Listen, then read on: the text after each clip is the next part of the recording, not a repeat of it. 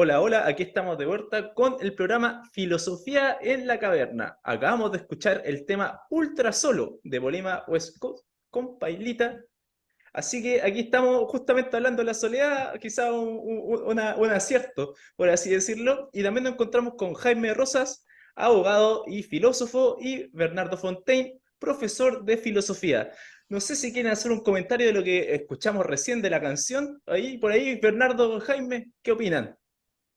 Bueno, primero hay que partir diciendo que yo creo que el remix es mejor que el original. Eso es como, Estoy de acuerdo, concordamos, creo que ahí todo. es como un De todas maneras, de consenso todas que hay, maneras. ¿o no? Anime. Sí, O Acá. sea, totalmente.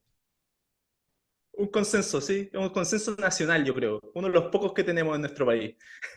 Sí. Y Por algo pegó tanto la canción. Oye, sí, pero si uno se fija, por ejemplo, en la letra, eh, dice, ya que estoy ultra solo, pensando en que me cambiaste por otro, pensando en cómo lo perdimos todo. Entonces, oye, ahí yo quiero retomar mi punto, que la soledad tiene que ver con un aspecto, cuando uno habla de, a ver, espérate, no es que yo esté en contra, esté diciendo que uno no tiene que estar solo en el sentido de querer no estar acompañado, de tomar esa decisión, eso está perfecto. Si yo no tengo ningún problema con eso, y eso es hasta saludable. Eso está bien. Eso también es una muestra de autodominio de las emociones de uno mismo, que no necesita de otro, que no hay dependencia emocional. Eso está perfecto. El tema que nos convoca hoy día tiene que ver con la soledad en el sentido de que yo creo que lo estamos entendiendo todo y que fue lo que nosotros entendimos. O sea, el sentido de esas noticias que estaba leyendo todo Manuel. 3 de cada 5 mujeres se sienten solas. 1 de cada 4 hombres entre 18 y 29 años también se sienten solos. Entonces, eso va en un sentido también de un aspecto negativo en cuanto a no poder encontrarse con otras personas, en el sentido de que hay una frustración de la expectativa.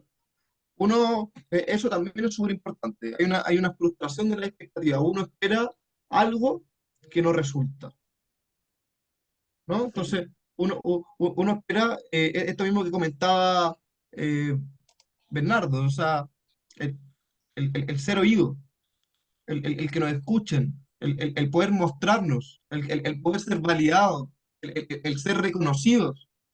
Eso también es súper importante. Y eso, la persona que se siente sola, incluso en la misma familia, uno puede sentirse solo. Uno no se siente validado, uno no se siente respetado, uno no se siente considerado. Esos y son diferentes ahí elementos que componen la soledad. hay un punto importante que es básicamente, aquí voy a meter un poco de mi cuchara, la teoría del reconocimiento, esta cuestión de que no solamente como que en la sociedad necesitamos como distribución y un montón de cosas de justicia como ya de distributiva o cosas más que serían como lo material, sino también necesitamos que haya cierto reconocimiento de las otras personas, que nos sintamos como iguales, que realmente las otras personas vayan y, o sea, nada que vayan, sino como que nos reconozcan, que nosotros realmente sintamos que el resto de la sociedad nos considera como un igual, que estamos, somos parte de este Chile o de otro país o de donde uno venga, o que si uno llega a Chile se sienta parte siendo de otro país. Hay una cuestión muy importante ahí.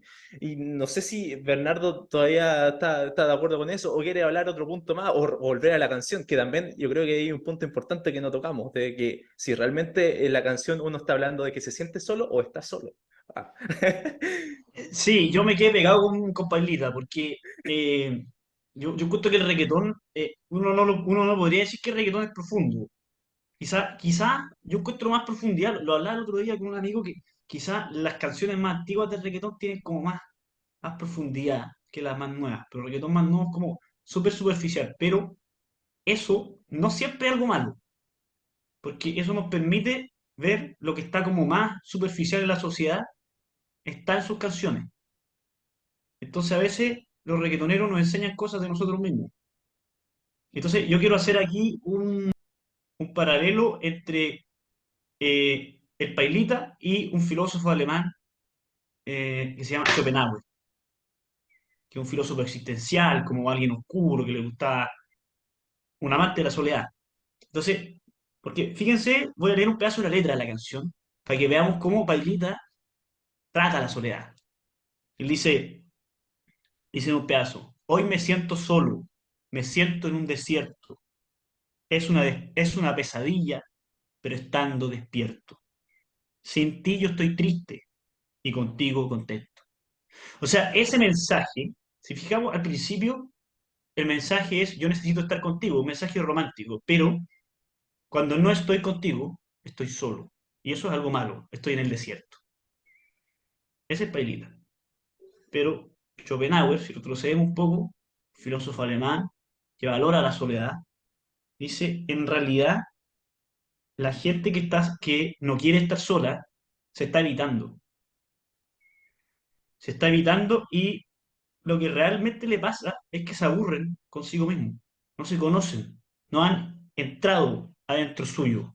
Es como, es como una pieza oscura que nunca ha sido recorrida. Entonces, el mensaje de Schopenhauer es recuperémonos a nosotros mismos, o sea, valoremos la soledad. Hoy en día la soledad está muy eh, poco valorada porque no queremos estar solos, no queremos mirarnos en nuestra oscuridad, en lo que no nos conocemos de nosotros mismos. De alguna manera nos estamos evitando, nos parecemos poco interesantes porque no nos conocemos. O sea, la soledad es una oportunidad para conocerse. Yo creo que por eso eh, los filósofos siempre, antes de pensar, han tenido su momento de soledad. Y la gente religiosa también. O sea, por algo Jesús, el Evangelio, va al desierto antes de ir a predicar. O sea, primero tiene que estar solo antes de ir a predicar. Algo parecido hace Nietzsche con Zaratustra, este personaje que tiene el filósofo Nietzsche, alemán, es como un personaje que primero va a la montaña y después de un buen tiempo en la montaña ya vuelve al mundo. Necesita la soledad para alimentarse, para convertirse en alguien. Hay una imagen de esto mucho más contemporánea del Señor de los Anillos, cuando Gandalf, este mago, se convierte de Gandalf el gris a Gandalf el blanco. Y para ser Gandalf el gris tiene que meterse en su propia soledad. Y de ahí él surge como Gandalf el blanco. No sé qué te parece a ti, Jaime. ¿Tú valoras la soledad? ¿Te parece importante la soledad? Sí, me parece importante la soledad. Si yo estoy de acuerdo contigo, si no estoy en desacuerdo. Si yo creo que es importante la soledad porque nos brinda esa oportunidad de poder conversar con nosotros mismos. Conversar, replantearnos, eh, hacer un ejercicio consciente de conversar con uno mismo. Porque la soledad, igual que estamos conversando, pero con nosotros mismos. No con otros, sino que con nosotros mismos.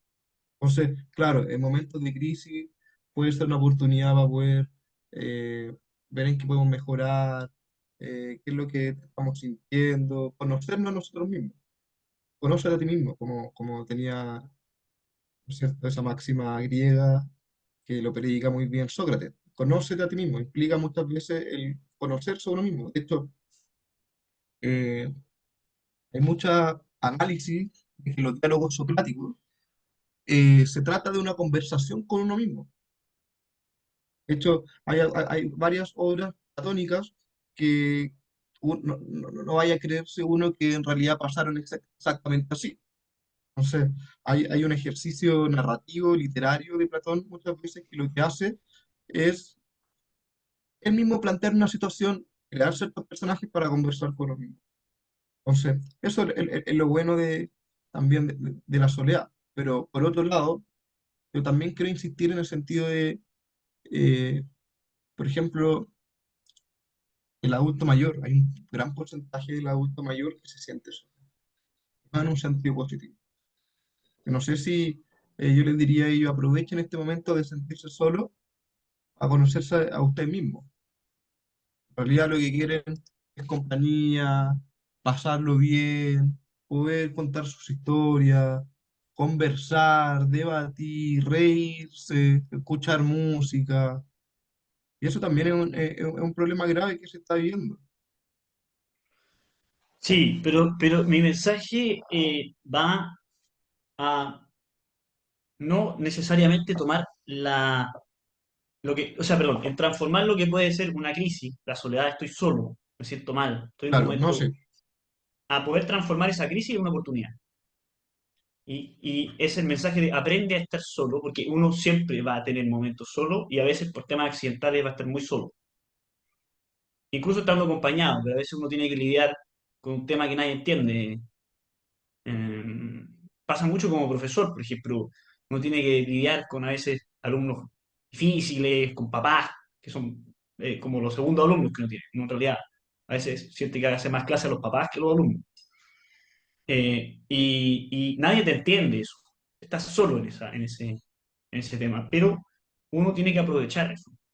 Yo creo que hay que cambiar un poco el foco para poder apreciar un poco más la soledad Estoy de acuerdo contigo. y empezar a verlo como una oportunidad. No digo es yo que con esto vayamos a curar la soledad, pero tal vez es un consuelo que hay, No, sí, que yo no es estoy de menor. acuerdo contigo. Estoy de acuerdo contigo. Porque, por ejemplo, en esta canción de reggaetón que estábamos escuchando antes, Ultra Solo, ahí hay una parte en que Paloma Mami dice, te perdiste senda gatita, ¿no? Entonces, ahí también da cuenta como, como que lo dice picada, ¿no? Como que lo... Y eso dice mucho, ¿no? Dice mucho, en el sentido de que hay mucha gente que se siente sola, explota, en rabia, maldice, ¿no? Claro. Entonces, ahí también uno tiene que hacer un ejercicio de autocrítica y de ser sincero con uno mismo, porque a lo mejor, ¿por qué estamos solos? Y Sí, ser honesto con uno mismo, por qué nos sentimos solos? ¿A qué se debe? Porque, porque eso también, hay que asumir la culpa en algo, o sea, ver en qué estamos fallando, en qué podríamos mejorar,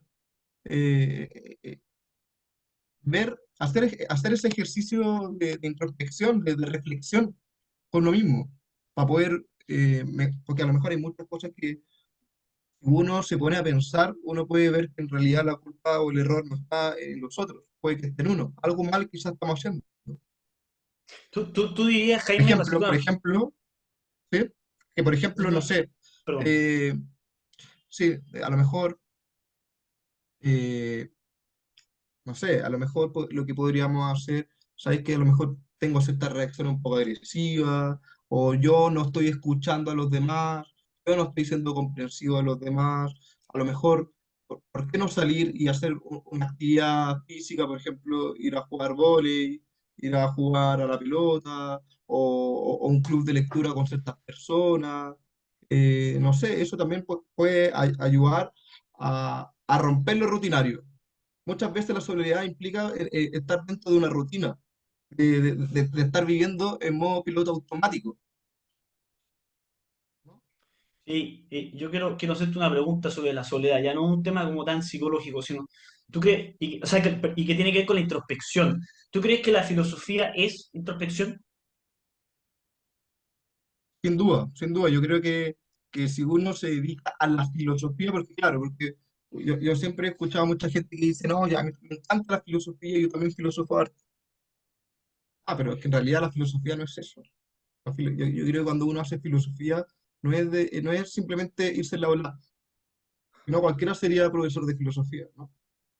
Entonces, yo creo que la filosofía como tal, eh, yo quiero dar un ejemplo muy bueno que da Aristóteles.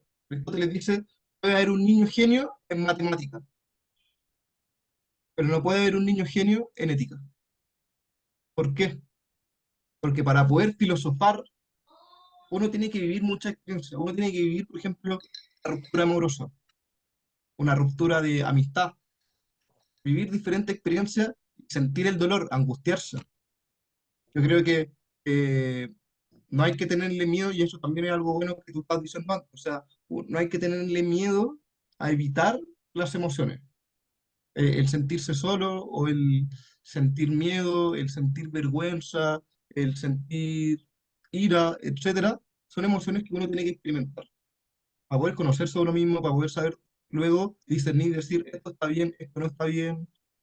Entonces, en ese sentido, creo que sí, la filosofía necesariamente implica soledad, porque es un ejercicio que uno tiene que dedicarle muchas horas de lectura, eh, poder conversar estas cosas también, irse en la profunda y conversar siempre sobre estos temas.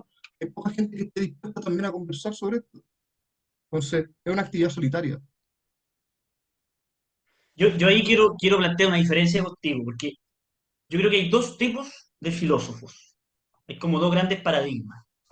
Un tipo es René Descartes, que es el filósofo moderno, eh, que empieza en el siglo XVII, y es un filósofo que empieza con la idea de meditar, o sea, de pensar como persona, como individuo. Yo hago mi meditación y la escribo, y en ese ejercicio pienso, me hago una introspección de mí. De hecho, de Descartes es muy interesante el René Descartes, porque en sus obras, en una obra, él cuenta su vida, de cómo él empezó a pensar eso. Es súper autobiográfico, es súper personal.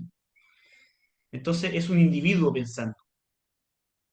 Ese es el filósofo introspectivo, René Descartes. Y así hubo muchos.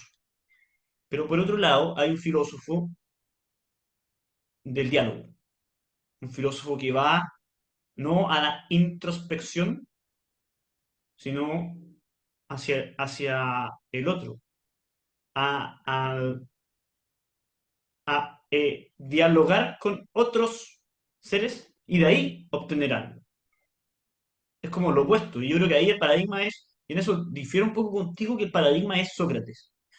Yo creo que Sócrates es un filósofo que busca pensar con otros, no puede pensar solo, porque se da cuenta que esto que tienen los seres humanos, que no tienen, lo, lo él pensaba, que no tienen los animales, que es el pensamiento, la razón, es algo que yo tengo en común con otro ser humano. O sea, solo puedo conocerme a mí mismo, conocer eso que es lo mío, propio humano, mi inteligencia, solo puedo conocerla en un encuentro con otro, en un diálogo. Estoy totalmente de acuerdo contigo, Bernardo. De hecho, ojo, que no creo que se me malinterprete. O sea, yo lo que dije respecto antes de esto de Sócrates, de una conversación con uno mismo, los diálogos platónicos que muchas veces son construidos en la narración de manera intencional, algunos pasajes, para que sea un diálogo que está haciendo Platón consigo mismo. Pero claro, pero en estricto rigor, la gracia de Sócrates es que se sustenta en el diálogo, como dice la palabra, o sea, en el sentido etimológico mismo griega de la palabra, diálogo. Diálogos, ¿no? Diálogos significa a través del pensamiento, a través del discurso de la razón, entre dos personas, día de dos, a través, por eso el día también está emparentado con dianoia, que es a través del pensamiento. Entonces, diálogos, la palabra en sí misma implica que hay al menos dos interlocutores. Entonces, hay dos personas conversando entre ellas. Y claro, y la gracia del diálogo es que cuando uno está en primera persona, yo solo, uno está convencido de que lo que uno está diciendo está bien. Entonces, la gracia del diálogo es que hay una nueva perspectiva, hay otra perspectiva diferente que nos muestra algo que nosotros no vemos. Y en base a eso se llega a la verdad. Uy, uy, aló, hola, ¿qué tal? Bueno, más bien, yo ahí tengo voy a meter la cuchara nomás, tengo una pregunta, como, entonces, ¿uno puede conversar con un texto? Porque también se cumplen ciertas condiciones, o sea, y uno a veces uno se dice como que está manteniendo una conversación consigo mismo, pero mientras está leyendo, como mientras está leyendo, no sé, algún texto interesante, algo que le interese, o como de filosofía, o puede ser de ciencias sociales, o puede ser de otra cosa. Como, ¿puede existir eso? ¿Puede uno dejar también, volviendo como el tema que nos convoca, puede uno dejar de sentirse solo mientras lee, mientras estudia a otras personas, lo que dicen otras personas, y así mantener esas conversaciones? Como que a veces en las películas se muestra como esa persona solitaria que realmente no se siente sola porque se siente acompañada por los libros que están al lado suyo y que siempre lo siguen. No sé, ¿qué opinan sobre eso, Bueno, yo Bernardo? justo yo ando acompañado con mis libros. Yo no me siento solo aquí. Eh, y hay alguien que me parece que es Stuart Mill, claro, que su papá es un filósofo del siglo XIX, que su papá, bueno, muy antigua, muy poco educativo. Yo como profesor lo encuentro una barbarie educativa lo que hizo, pero él encerró a su hijo en la biblioteca y solo le permitió a él hablar con él, con su padre, si es que le hablaba en griego y en latín antiguo. Entonces, él dice que vivió una juventud muy dura, de mucha soledad, pero se acompañó con las grandes mentes. Se acompañó de Aristóteles, de Platón, de Heródoto, de los grandes pensadores de Homero, de los grandes poetas, de los grandes. Él tuvo ese diálogo con ellos. Y yo creo que ahí yo quiero diferir contigo, Jaime, de que cuando dijiste que yo creo que la filosofía es en apariencia una actividad que parece solitaria, pero en realidad la filosofía para mí es algo que tiene que ver con conversar con otros que ya no están y que dejaron sus libros. Y ahí, por eso a mí la filosofía tiene mucho que ver con el libro, porque el libro es conversar con otro que ya no puede estar. Es la manera más personal de estar con alguien. Siempre se habla de que la tecnología va a superar el libro, pero yo creo que todos los que piensan ahí, o sea, que piensan así, se equivocan en eso, que el libro tiene la posibilidad de abarcar mucho, de entrar muy profundo en un tema. Eh, Uno diría, por ejemplo, ¿cuál es la diferencia entre una novela y una serie? No es lo mismo, las dos uno se entretiene. Sí, pero en la serie uno lo que hace es estar pasivo frente a una pantalla. Uno recibe la serie. Es una cosa más pasiva. En la novela uno va y lee, uno se involucra, interpreta, hace un trabajo más activo de lo que está pasando. Entonces uno se siente conversando con la novela. Y la novela tiene una extensión mucho más grande. Quizás cuánto tiempo tardaría poner en escena una novela completa. Tal vez sería imposible, o sería demasiado larga. Entonces, el libro te permite abarcar harto y en ese sentido te permite estar en un diálogo con otros. Cuando uno lee a un filósofo, por ejemplo, este filósofo que ha salido de este programa, Heidegger, cuando uno lee a Heidegger, de alguna manera uno está con Heidegger, activamente, está pensando lo que él te dice, está preguntándose, está en un diálogo con otro que no te puede responder, pero que tú sí puedes asimilar lo que te está diciendo. Y, oye, No, sí, Jaime, ¿qué te...? de todas maneras, sí. Por ejemplo, Heidegger es un autor que para poder escribir varias de sus obras, por ejemplo, Ser y Tiempo, eh, se iba fuera de la ciudad. Necesitaba estar solo para poder escribir sus obras. Pasaba más de 12 horas al día leyendo, escribiendo. Foucault también, otro autor, Michel Foucault, otro autor francés también, que le dedicaba 12 horas diarias a la lectura. Entonces, bueno, Heidegger es un autor que, como dijimos antes, dijo Manuel, es un autor que yo no simpatizo mucho. Eh, yo no me siento acompañado con Heidegger. Un autor muy difícil de entender. Cuando uno, por ejemplo, lee la obra Ser y Tiempo, dice algo así como, por ejemplo, la temporalidad es lo que se temporaliza como un futuro que se hace presente en el proceso de ya haber sido. ¿Qué es eso? No, difícil puede comunicarse, ¿no? O la angustia, dice Heidegger también, es el sentimiento angustiante en el angustiado. Bueno, ese es Pura otro tema, por poesía eso, parece. sí, no, difícil. Oye, Jaime, Parece que mientras más oscuro sea, mientras más intelectual suene, difícil, no, pero una opinión personal. Pero sí, eso con parece que respecto a la soledad, claramente. ¿Mm? entre más intelectual suene, más le gusta a Bernardo. Eso es lo que... Pero Unas igual es una, palabras palabras finales de Jaime al respecto, porque Bernardo como que ya te sacó al trote, pues te dijo como que estáis medio equivocado. Y después para ir cerrando con una sección que vamos a abrir que se llama El filósofo recomienda, y que también va a partir Jaime. Y esta sección significa simplemente que uno de los tres presenta una obra, una serie, lo que sea, que creen que es muy entretenida y les puede gustar. Jaime, adelante.